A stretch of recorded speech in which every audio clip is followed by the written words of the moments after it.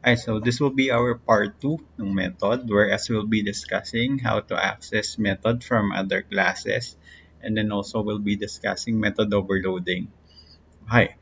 So what is method overloading? So it allows a class to have more than one method having the same name. So technically, hindi tayo pwede magpangalan ng method na pareho yung pangalan. Okay? So yun yung as a general rule. Pero meron tayong tatlong paraan kung paano tayo makapag-overload ng method. So una, we have yung number of parameters. So dapat yung method natin, kahit magkakapareho sila ng pangalan or method name, so technically, so dapat meron tayong iba't ibang number ng parameters na binibigay sa kanila. So for example, we have uh, one method na isa lang yung parameter, and then we have another method na dalawa yung parameter, and then yung walang parameter na method. So pwede silang magkapangalan as long as iba't iba yung parameters na ina-handle nila. So another one is yung data type. So dapat technically yung method natin, though magkapareho sila ng pangalan, so dapat iba yung data type ng parameters na pinapasa nila. So for example, we have yung isang method natin could have int and string na pinapasa, and then yung another method natin can have int and int yung pinapasa, and then yung isa naman, for example, halimbawa tatlong int yung pinapasa, and then we could have isang string yung pinapasa. All of them could have the same name kasi magkakaiba naman sila ng parameter. And then last one is that dapat iba-iba rin yung sequence ng data type for them to be considered na uh, ibang methods. So for example, yung isa is that we have string and int, and then yung isa naman natin is int and string. So technically, they could be considered that can be considered as different method. Okay? So yeah. Now, let's try to look for an example. So we'll be overloading a method. So for example, yung pangalan ng method natin is si sample. Okay? So gagawa tayo ng overloaded na method. So paano natin gagawin yon? So check natin dito. So gawa tayo ng isang uh, sample na walang parameter. Ayan. So for example, system out lang.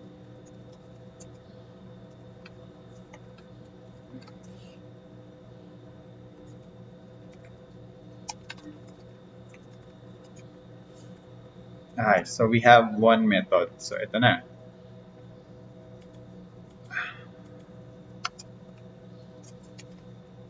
Okay, so yan. This will be one method. So now, gawin natin, gawa pa tayo ng another method. So, gawa pa tayo ng isa. Okay, so kung makikita mo, nag-error si sample. Why?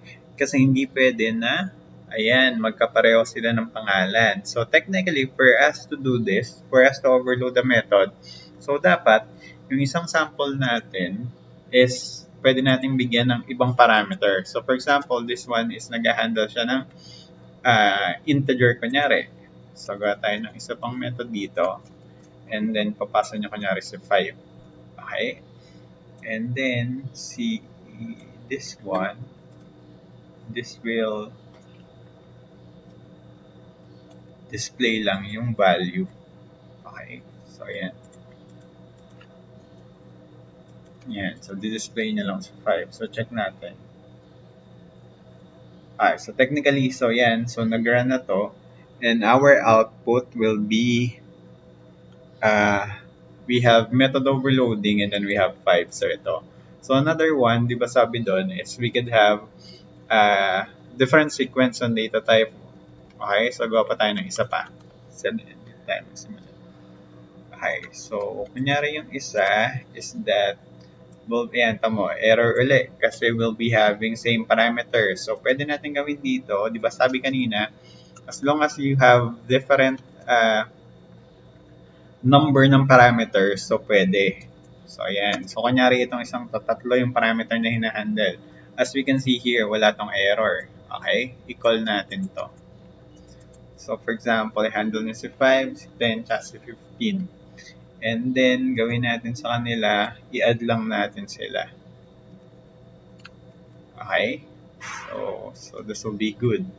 So, another one. So, paano ba yung sinasabi kanina na sequence ng data type? So, check natin dito. So, gawa tayo. This will handle int and string. Ayan. So, this will be good.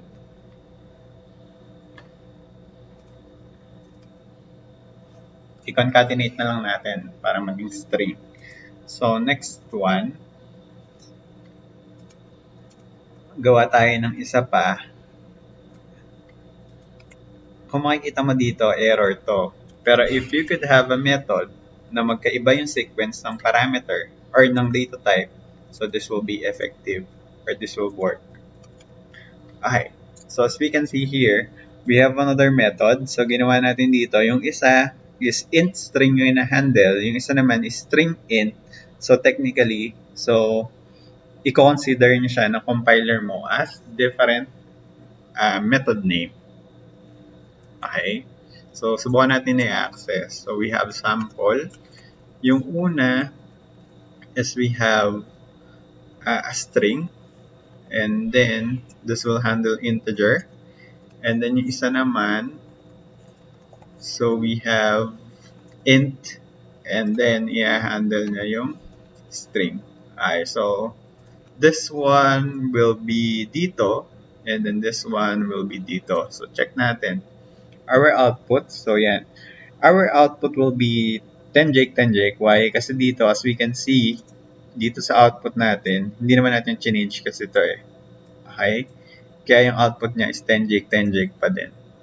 Okay? So, paano yung nangyari dyan? So, yung dito, sa part na to, yung Jake na to, so, ito yung sequence. So, yung isa is string int, yung isa naman is int string. So, yan. So, yung string int, dito yan mapupunta. Kasi dito magmamatch yung parameter niya. And then yung isa naman, so this one, int string, so dito pupunta yan kasi dito magmamatch yung parameter. So basically, paano yung mangyayari? So for this, so yan, so yung Jake, i-handle to ni B, and then yung 10, i-handle ni A. So dahil string into, so pag pinag-add natin, concatenation yung mangyayari, so sabi dito, we have A plus B, A natin is 10, and then B natin is Jake. So technically, you have 10 Jake na output. So another one for this one. So you have 10. So i-handle to ni A. Yung Jake, i-handle ni B. Again, string and int. So magpa-concatenate ito. Kaya we'll be having 10 Jake na output din. Okay? So this is how we overload the method. So basically, as long as you have different parameters, different data types, and yung sequence is iba-iba, you could have an overloaded method.